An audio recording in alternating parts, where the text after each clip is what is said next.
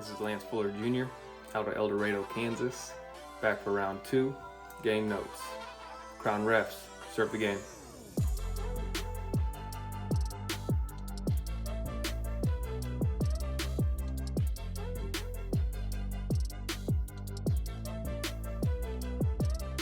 Ladies and gentlemen, coming at you virtually live from Chrysler Arena in Ann Arbor, Michigan.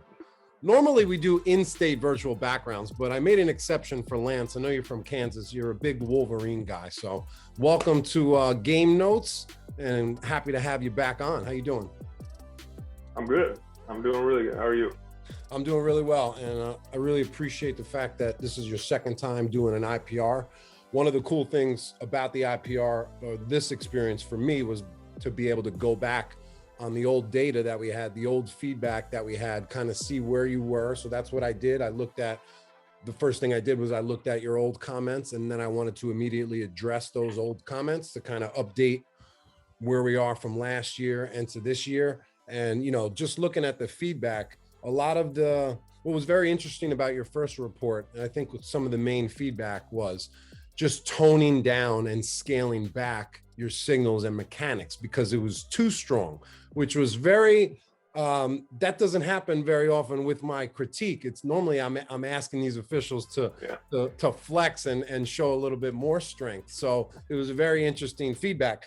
So fast forward a year later, you were able to increase your poise and your level of calm on the court. So that old feedback, I thought you totally erased it, and you were not jumpy, you were not reactionary, you were not too fast out there. It looked like you had a really, really good tempo. So good job for you for kind of, improving your demeanor.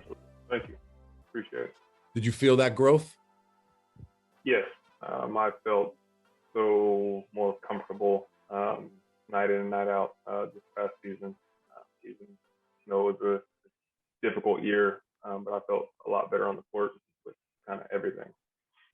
Yeah, you looked definitely a lot more relaxed, more in control, and more comfortable. So what else stood out for you? I didn't get your feedback on the report. How was it for you breaking it down? Like I said, I kind of, what's your notes, especially with the the timestamps, kind of spot on with how I felt on what the call was, or maybe waiting a split second more. But overall, I felt pretty good about each thing that you had for me. I could see it, especially after being able to kind of remember the film. Obviously, that game was a while back, but after kind of getting back in there and watching it myself, and then obviously on top of your timestamps, it kind of obviously refreshed my memory on those different pieces in the game. Yeah, you look really, really good out there, really strong. I definitely see you advancing to work D1. Hopefully you get picked up this summer, but you definitely look like a Division I official.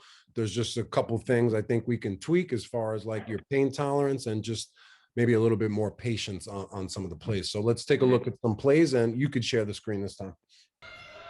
I really like your rotation here. This was the first time kind of watching your tempo in the game. The one note I added was to open up the hips. Now in the feedback video, I tried to demonstrate that with a movable auto tracker that allows kind of, the film to show me moving around. Does that make sense? Yes, it does. And that's one of those areas that I definitely want to improve on, because sometimes I'll even probably turn too soon instead of waiting till I get all the way to where the ball is. But having you obviously demonstrate that on that video was very helpful, and something I'll need to make sure I implement. Because then we wind up like refereeing over our shoulder at like a weird angle when we just need to stay square. So we're always going to be square to basically the players that we're looking at, the players that we're refereeing. So as you hit kind of like the center, the basket line, that's going to be your trigger to start rotating and opening up your hips as you go to the other side. 16-16 is a good play to talk about, because what we have is that play where the defender jumps up in the air and the offensive player waits for him. So we have a heightened sense of awareness on these plays because we're anticipating contact that's probably going to happen. And sometimes it's significant contact, right? So just taking that information into this play, let's take a look at this play. And my question for you is, should this have been a shooting foul, or do you like the wave off and calling it before the shot? No, I honestly, and I feel like this was one of those plays that as soon as I had my whistle, okay, as I'm reporting, I'm thinking probably should have been a shooting foul. I should have waited for one more count and given him the shooting. But I think it would have fit. I mean, it was one of those situations that, yeah, it would have been, maybe the foul truly did happen before, but he was still getting fouled had I waited that second as he went up for the shot. So that's one I definitely wanted back. Now, did the play type speed you up? You know, the anticipation of the contact, did that speed up your decision making a little bit, maybe? Probably. And just knowing, I almost feel like he hesitated, and typically when you have that pump fake, they go almost immediately. And I feel like he even waited a little bit longer as the kid comes down on him, then he kind of goes up rather than kind of meeting, if you will.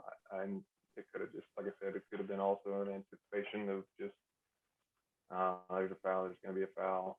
And again, not being patient enough, not being disciplined enough to let that play kind of play itself out. Let's take a look one more time. Because we would prefer to have a shooting foul on these plays. If we can just hold an extra second and get them to the line, if possible. Yeah.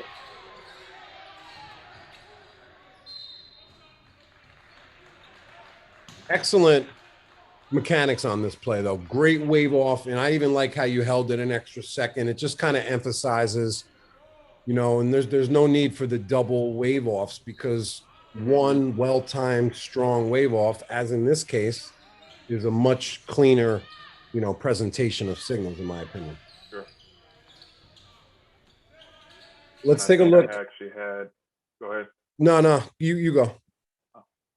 I actually think I had a play similar to this at the camp. It would have been probably just this past weekend, where there was some tussling on a rebound on low block near side. As we're looking at this film, and I'm at lead, and the defender kind of grabs, and I have a foul there, where it was also one of those situations. Do I let that grab, see what happens?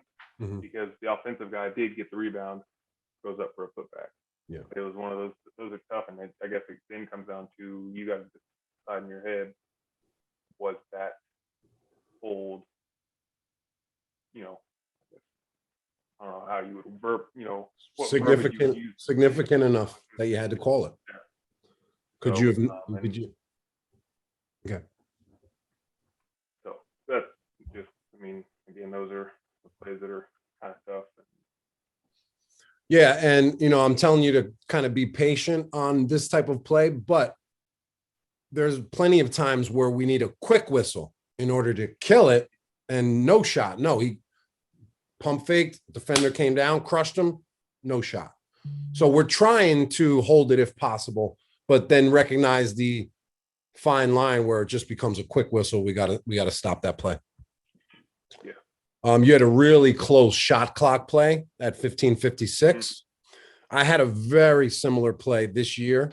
It was almost the exact same timing of it that I did wave off and call it a shot clock violation, and I was incorrect.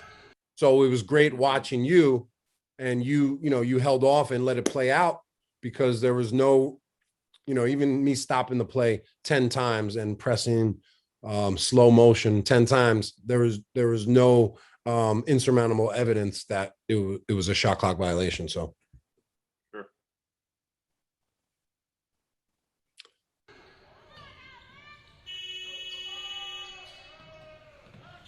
If you don't know, don't blow. What were you thinking during that time? You were 100% he got it off, or you weren't 100% that it was a violation?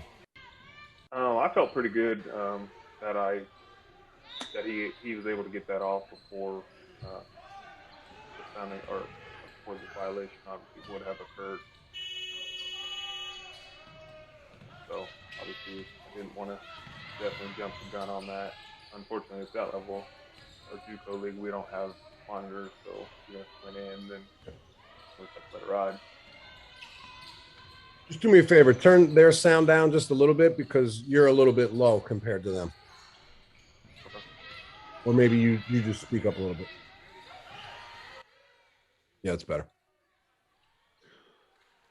All right, let's see, 14:28. Let me just see where we're going to stop. And if you have a play you want to get to, we can get to that right now. But I'm just kind of going in order of the timestamps. Oh, yeah, I want to look at this 14:28 because I put an illustration on it to show you how wide you are in lead. And I noticed that happened a few times where I just don't feel like you're that connected to the play, especially if it's going to happen on the opposite block. We got to be in a more closed down position. What'd you think of this feedback? No, you're spot on. And I had been trying to stay a little wider in certain situations, but then there's obviously, for instance, this one I did a poor job of actually closing down. And it would have been I had even a better look, but then also I would have, had a more believable look. Yeah, I definitely noticed myself getting too wide and then not making sure I closed down with the ball. All right, stop it right here. All right, right. Sorry. It's okay. All right, so you're in a good spot here. Now stop it. Now so you're in a good spot on the initial play, A1, B1. You're ruling if it's illegal contact on a shot attempt. Now the trigger here is once the shot bounces off and now it's on the opposite block, you should feel that sense of, oh no, I'm out of position. I got to close down now and get closer to these players because now there's new views and new angles and more players have now joined the party, which is going to obstruct your view. So as soon as 44, like right here, is getting the ball, that's your trigger to step 2 to 3 spots to kind of now see in between where the new potential point of contact will be. Did you have a great look at the point of contact? We can't see it on film. Are you good with the call on this play, or did the positioning impact that? If I remember correctly, and obviously this game was, I think, in the first semester, so that part of it, obviously, but I felt good about it, even rewatching it, because of who I had the foul on. Obviously, and not that I guess that's irrelevant, but I felt I had a good angle from where I was at. Obviously, could have been better. As he caught him on the forearm on his way up. Okay. So like I said, I feel pretty good about it. Good. So then next time, if you have a similar play, instead of standing on the S, you'll be more on the L or the I. Mm-hmm. Yeah.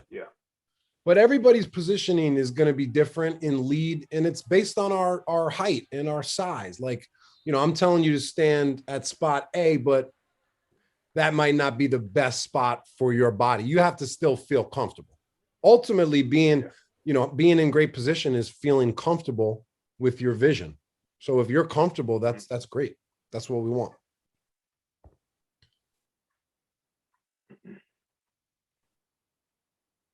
All right. I'm not going to talk about the 14-25 then, because you had that's the same play, right? Yeah. No, it's actually the second free throw here. Okay, great. Oh, I know exactly this play. All right. So this could have been a play on, in my opinion, if we just let an extra half second of the game play out. Now we know the ball, there's no change of possession. Right? I think that's the play. Yeah. Okay. Correct. I'm pretty sure White does end up with the ball. Don't blow your whistle at the same time of the contact. Like the contact, most times, unless it's a quick whistle, too much contact, we got to kill it. But most times when we're judging legal versus illegal, we got to let the contact happen, then process it. So in this play, it looked like your whistle comes right as you see it's a tomahawk chop, but what did that really do? It hit him on the arm a little bit. can we ignore that? In this case, I think we can because there's no turnover. And I just not sure if it's illegal contact. No, I agree. And that's one of those that I probably wouldn't have noticed. Had you not mentioned even watching film, I probably maybe glossed over that. But I like that. And it's probably one of those areas that I've really tried to be better about. It's probably maybe easier when it's, I guess, the shot rebound versus a free throw. But and also I like your point on that. Yeah, take into account too the formation of players. In this case, I don't think there's any offensive players on the free throw line, correct? It's just the free thrower and then 3 to 4 defenders. So there was, yeah. Yeah, so just knowing that information, knowing if there's a tip, you're already saying in your brain, all right, that's going right to A2. Yeah. There was, all right, so there's 2 defenders there. So that was my mistake. But, the point is there was 3 or 4 white jerseys there, and that's right where the ball went. So, All right, 12:30, trust your partners. When calling in your secondary, come with a cadence whistle and give the primary official a first crack at it. A cadence whistle is a patient one, which usually involves multiple tweets, just so we can differentiate. Yeah, because he's refereeing the primary defender.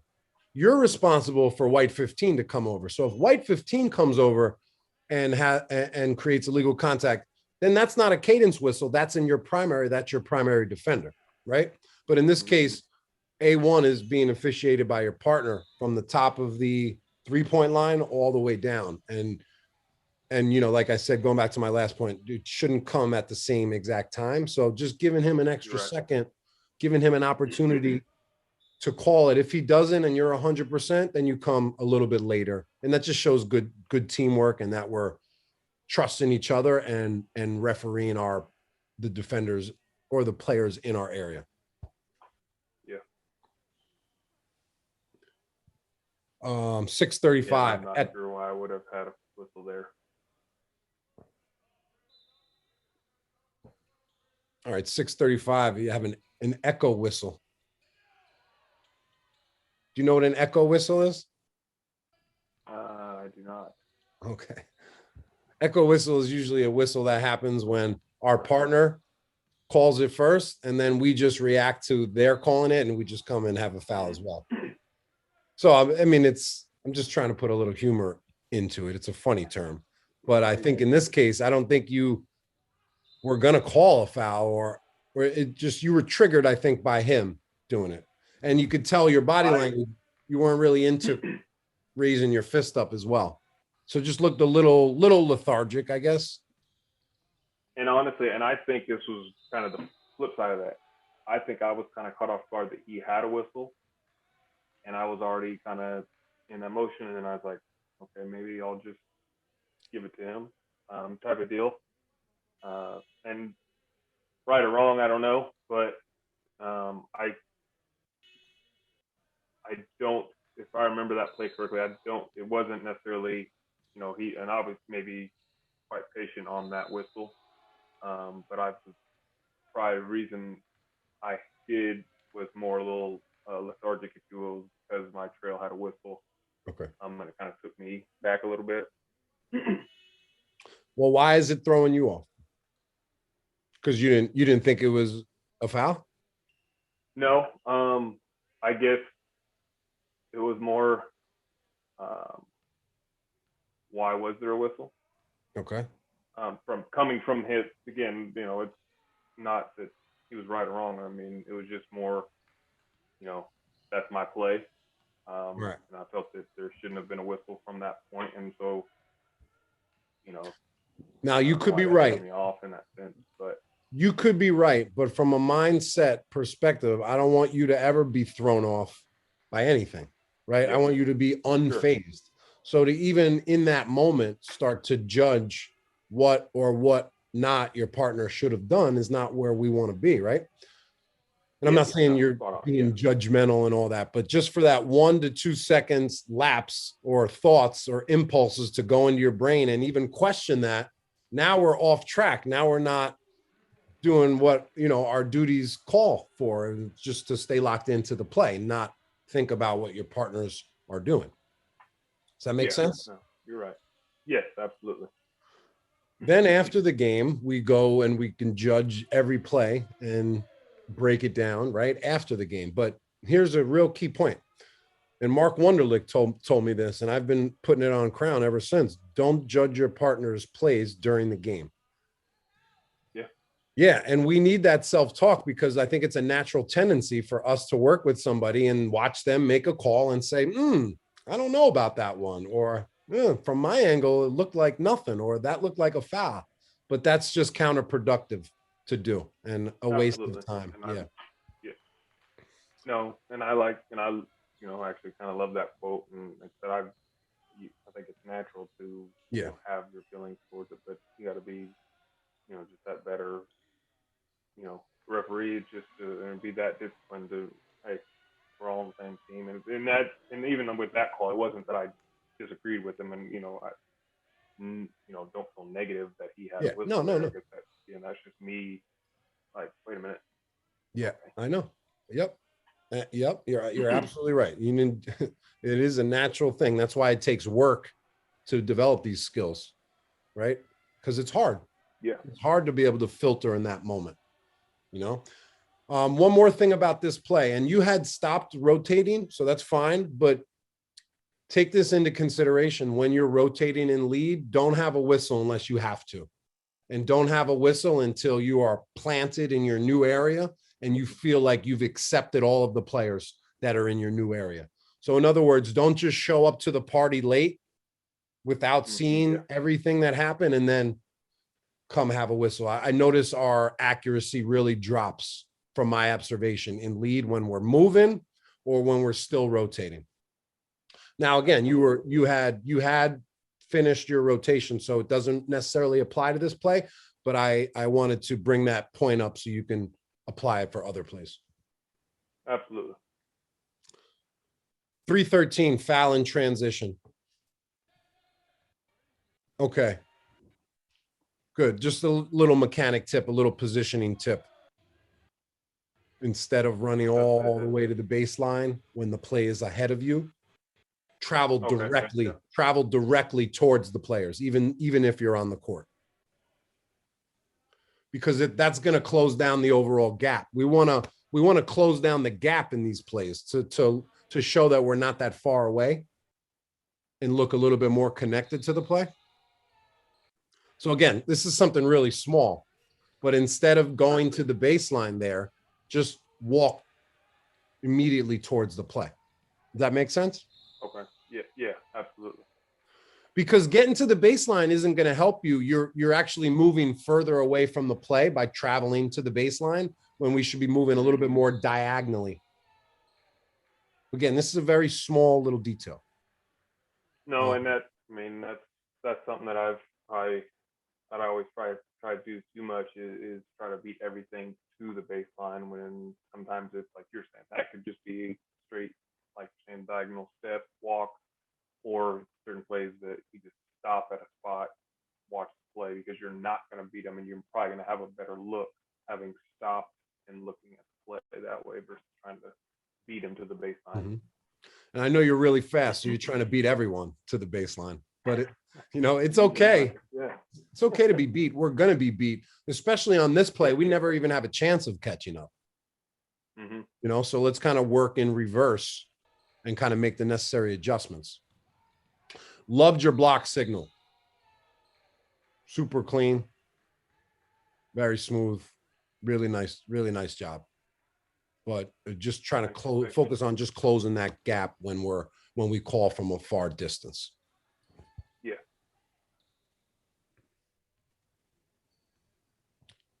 248 we could look at.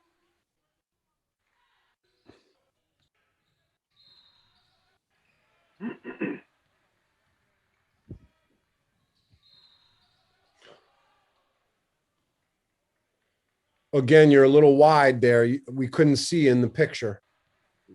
You're standing in the corner. I would like to see you close down another step or two. Okay. I mean, did that feel too wide to you?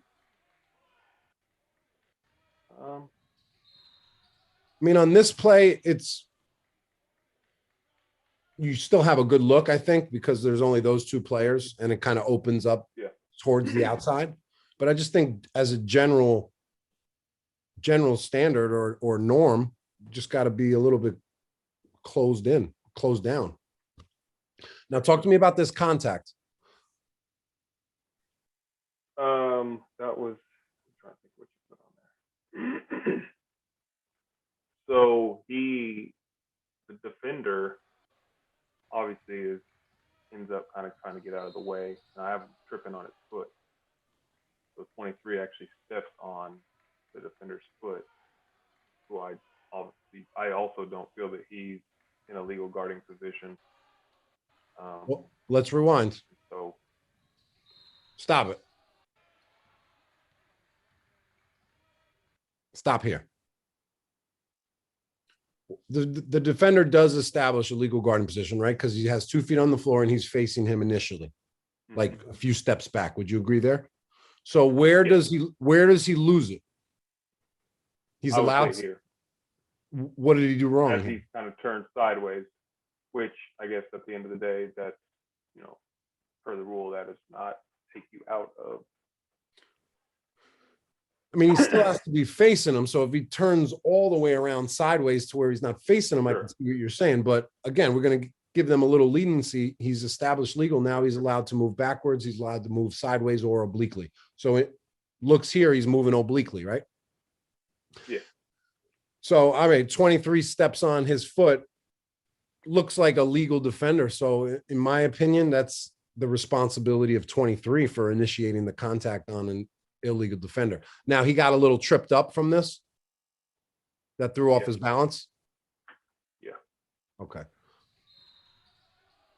Because when I first saw this play, it just looked like one of those plays where the defender pulls the chair out from underneath the offensive player. Do you know that term where he just kind of almost cuts him off, which actually is sometimes good defense because it kind of startles the offensive player. Absolutely. So, but you were right there. I'm not trying to question you. I'm just trying to pull out all of the layers that we can. Did you have to stop that play? I don't know. You know best. No, you're right. I mean, and absolutely. I mean, another set of eyes ain't gonna hurt, and it's a different perspective to on that play. So, again, I think one of the greatest skill sets that officials have is the ability to no call incidental contact all the way up to the line before it crosses into illegal contact. So I just want you to be able to have the pain tolerance and the chin, right? The tough chin, to use the boxing reference, to not react to the little stuff, to the little incidental, marginal, insignificant contact, right? I want you to let it play out as much as possible. So I want you to have that skill in your tool set as you move up D1. That's where it's gonna, be most needed. Absolutely. All right, let's go to the second half. Now, Lance, just to let you know, some of these IPRs, I comment like on 40 plays. My record is like 50 plays. So with yours, I only did like 20. So, I mean, I was searching for things to write, but all in all, my point is, you're doing a great job. Because I normally craft way more notes than that. I mean, I think you still got a lot. Yeah. And that was, like you said, when I first sent you one of my last games of the year, you had mentioned, get a game that I had a lot of whistles. So then I had to kind of go back and start thinking, what game did I feel like I had quite a few whistles?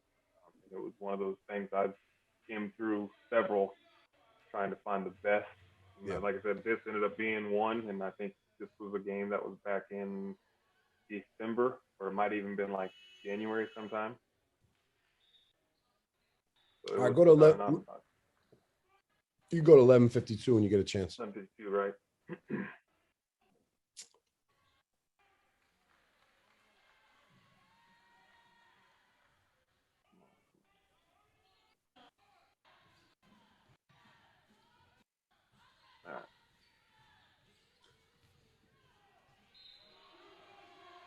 All right. Do you like this N1, or was it a cheap N1 that you wish you had back? I wish I had it back. And I don't know, it was one of those things that I saw, you know, after I had those, because you obviously have those in the game, but then when you made a point on the IPR, I was like, yeah, that's not a good N1. Now, you reported a one-handed push. So was it, are you calling a push in the back? Are you calling, or it looked like maybe a little hit up top? What was the actual incidental contact? What I saw, or maybe what I thought I saw in that moment, was a push in the back. Obviously, looking back on the film, probably not. Maybe could get away with, you know, the kid swiping, you know, to go up for the block, but even that, you know, marginal at best. Yeah. So this is good. So recognize on these play types the difference between B1 having his hand on his back versus B1 extending the hand and pushing. Because I know why you called it. You saw the hand on the back and you saw him jump up top with the left. So you're thinking, all right, that right hand is shoving him a little bit, but I want you to identify and be able to filter that out. No, that's not a shove. He just simply has his hand on the back. And on this play, A1 is about to score. It does nothing. Yeah. So pain tolerance again, patience. Yep. Now let's look at a good N1, 11:20. I think your partner had a really good N1. So I just wanted to show you the difference. No. Definitely see the difference there. Well, I'm happy that we had back-to-back N1s just so we can look at number one and then number two, kind of add them up and then just make sure that it's worthy. But don't be the guy who like doesn't want to call an N1. Like we can't be anti N1. No one wants to call a cheap N1, but that shouldn't, influence us to be anti N1. Yeah, for sure. 10:38, running to rotate. Did you run to rotate? I did. Okay. Why do you feel the need to run? I'm interested to hear your feedback on why you feel the need to run. I don't even know if I have a good answer. I think it's a mix of not doing a good job early to close down, and then thinking I need to get there as fast as I can, rather than, like you're saying, and it got mentioned at camp before we even began this last 2 weeks ago, or last weekend, of never do that, walk briskly. So like I said, I think it's just me not doing the job early, and then feeling the need to hurry up and get to that spot. Like me running is going to help anything. In the moment, I think it does, because I'll get there faster, but if I hurts this morning, it's going to help us. Yeah, I mean, I work with a lot of officials that's consistently still run in the lead, and you see a lot of officials on TV in college that run to the lead. You don't see any NBA or pro officials do that, which is a good indicator, because I think we should be getting most of our information from the very top. Even though it's a different sport, there's still 90% of the things that we can transfer over. But I just think anytime we're rushing on the basketball court as a referee, it's always going to lead to more rushing. So in this case, we're just, you're running to get over. Why is this the most important play of all time that you need? Like, I just don't think we need to rush just to have two officials on the same side. Just don't ever think it's that important where we need to hurry ourselves up. Plus, a lot of times the new center might miss the lead running over, because he's just too quick, whether he does it right as they get over half court and now he's sprinting over, or just kind of a late rotation where you might not have think they're going to be rotating and they sprint over, and now we have two trails. So I've seen that a lot happen too. And that's another one of the reasons why I dislike running to rotate. No. Yeah, you're right. You're right. I agree with that. Basket interference. Good. Hi. Yeah. Dorado, Paul. Love it. Love the cameo. Hang out with us, buddy. Stay with us.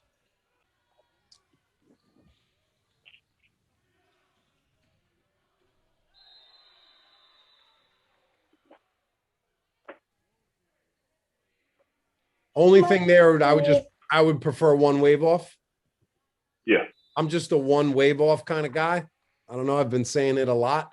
There's just more strength in less. Less is more in a lot of times if the less is executed correctly. So I like the way you closed down. I like the way you took a step. You held your hand up a little bit extra, maybe a couple extra tweets, strong wave off, and then a point. So we don't need the second wave off, and then we don't need the point to the basket. Yeah. 3 steps. Stop the clock, kill it, new direction. If you want to then turn to the table and wave off again just to reemphasize, that's fine. But I just don't think on the spot, we need the double. But that was a good call.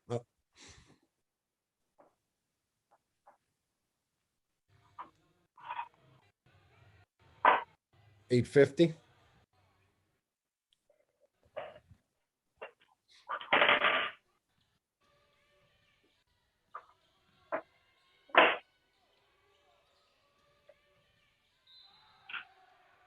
All right, let's rewind this play.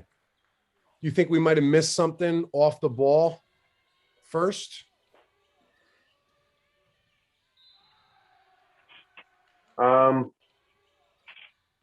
See, I think once 10 here, right there, hold right there. Yeah. Kill that. Because he has his whole hand wrapped and now he's pulling. Yep, that's a foul. Yeah. Kill that. Yeah. And I know that was the reason why we then called this a shooting foul, because I know you felt like, oh, I missed that one. Got to get this one. True or false? I'll go true. Yeah. Because even that and one, because we could have very easily could have been a pass. I mean, it's not a foul then. With no, yeah. The foul timed out. Basically, the foul timed out. Yeah. Yes. Yep. I know the feeling, man. I agree. I know all these feelings. You've seen enough. You've been in enough games, so yeah. I believe you. Yeah. So, well, bud. Did you not see the contact, or at the time did you not think that was enough for a foul? Talk me through the no call. I'm gonna go with, because again, trying to remember that play specifically. I guess I really do struggle with knowing legal versus illegal contact when it comes to post play, and just really deciphering, what is the illegal contact. And so it was probably a mix of that, and then is it enough? Is it, we're gonna blow it dead for that, and then follow that up with that and one. Okay, that's good. You're being very transparent, and I want to help. So in this case, your indicator that it's illegal contact is 10 has his whole arm on his back while he's pulling. Mm-hmm.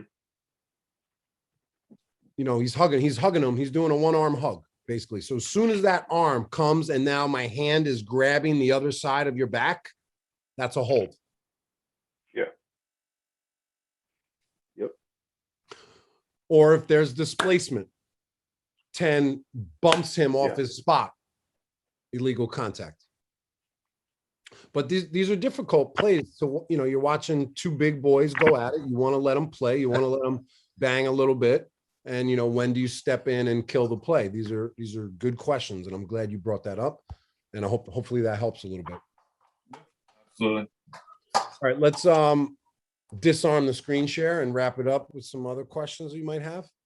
So what else can I help you with? I mean, I want to, it's been great to kind of watch you evolve from last year to this year. The sky's the limit for you. Any other questions that I can answer, both about this game or maybe in general? I guess presence wise, that obviously being short, I've had both. I mean, I've had people say needing to do, like you even mentioned on the, I think the video shared, as far as having my my numbers to a certain height. And as a short dude, Why are we talking about your height though? I probably just because it's gotten mentioned at certain camps by clinicians, as far as, you know, it's tougher for shorter individuals to have that presence on the court, maybe. And but That's just their opinion. That's just their perception. Sure. I don't think that's true. I don't think you should even ever mention your height again. I don't think you should ever say you're short again. It's a non-factor. I'm telling you, it's a non-factor. All right, fair. Now and I think you mentioned it in your notes. How would you, or what advice would you give for kind of running the game of being that crew chief? You know, like obviously you're going to have those points in the game that maybe a technical foul needs issued, that somebody else, you know, not that you're going to step on their toes, but you saw it, or just the, you know, the smoothness of a game. What would be some advice, I guess, to be that person to take charge or be the crew chief in a game? Don't be scared about disappointing people, because you're going to disappoint people with how you call the game, with what you say to them, with you addressing the rules and enforcing the rules. It's going to disappoint people. And I see a lot of refs that don't step up. It's because that friction and the fear of disappointing an opposite coach. Don't let the coach be the authority in the game. We're the authority in the game. We have the leverage because we're backed by the rule book. You know? So for you, just gaining more reps, gaining more experience, understanding the rules, like having a real confidence about the rules. Do you feel super confident about the rules? No, I wouldn't say super confident. So there is an opportunity for growth there as you start to learn the rules more and build that muscle memory in your brain and an understanding of the game. That's going to create confidence. That's going to create you to go stand on your own 2 feet more times throughout the game because you know, because you're more seasoned, and your skill level has increased. So having a full understanding and grasp of the rules is what's going to allow you to grasp the game.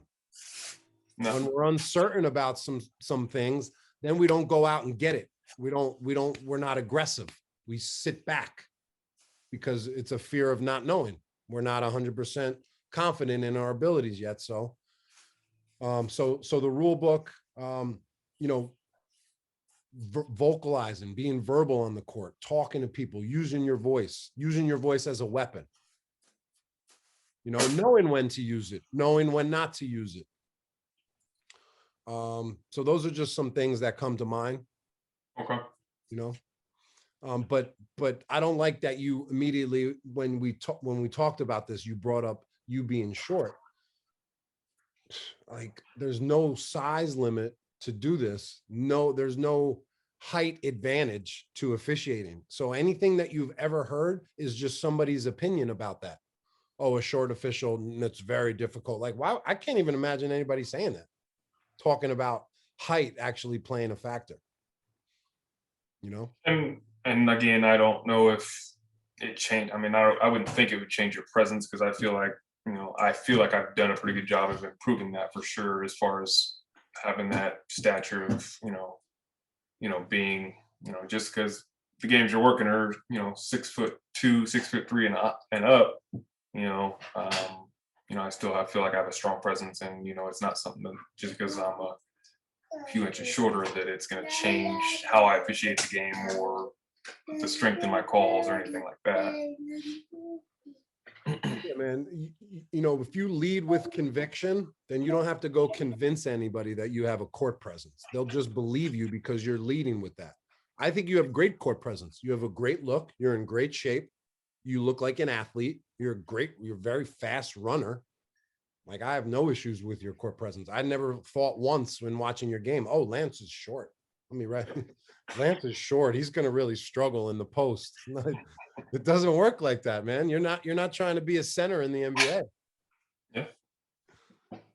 Yeah. So I had that TBL game, and one of the coaches says, I have a whistle with 8.6 left. The guy goes up for block shot, and I, taking out his entire arm, his forearm, whistle. And as we're waiting to shoot the free throws, coach asked for my name. There's 8.6 seconds left. How do you respond? Like he said, what's your name? I mean, it was, it wasn't not in any sort of aggressive, but what's your name? My name is Paul Diaspera. Coach, how can I help you? Do you have a question for me? Yeah. I'm playing offense all the time. Fair enough. So what did you say? What for? I mean, right or wrong. I mean, I said what for. I mean, for me, it was like, it's 8.6 seconds left. Like, you only want to know my name for negative purpose. Like, it's not like you're trying to get to know me at the start of the game and have that, professional back and forth. It's, I don't like this call. I don't like what he's done. I want his name so we can try not to have him back. Coaches they're so entitled, man. They're so entitled. And they think that they have power over us. And officials think that they have power over us as well. So when a coach asks me in that moment, I know that there's nothing that he can do to hurt my career. Yeah. And you have to know that as well. And that's going to take away all of his ammunition.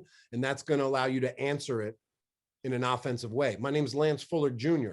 How can I help you? What's your question? Now what? Now he's got to respond to you. Yeah. Now you just took control of the dialogue and you answered it confidently and proudly. Yeah, I like that. What for? Why do you want my name? So you can go, don't even think about what he can do with your name. He could do nothing. Yeah. Nothing. But a lot of officials feel the way you do, though. And it's because it's been years and years and years of abuse, of comments, negativity, disrespect. And this is what the environment, this is kind of what's been created for us. And this is what we have to deal with. But I think we can change this dynamic around of coaches having any leverage over us in our careers. Yeah, I can see that. Yeah, for sure. So that's how I want you to kind of approach comments like that. Like, you're doing a great job. You're in the right. You're a professional. You worked your butt off this game. You have nothing to be ashamed of. You just own that. Own your name.